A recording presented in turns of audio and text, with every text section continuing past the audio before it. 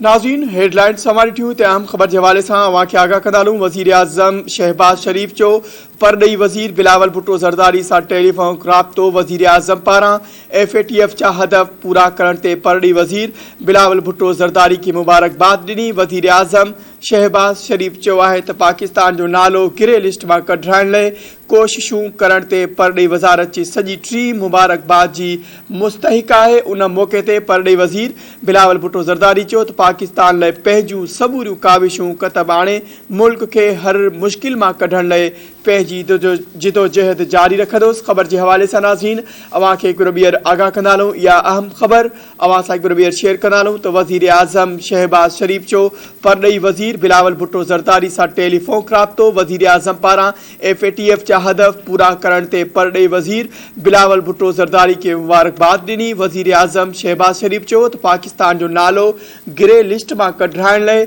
कोशिशूं करण ते परॾई वज़ारत जी सॼी टीम मुबारकबाद जी मुस्तहिक आहे। उन मौक़े ते परॾई वज़ीर बिलावल भुट्टो ज़रदारी चयो त पाकिस्तान लाइ पंहिंजूं समूरियूं काविशूं कतब आणे मुल्क खे हर मुश्किल मां कढण लाइ पंहिंजी जिदोजहद जारी रखंदुसि।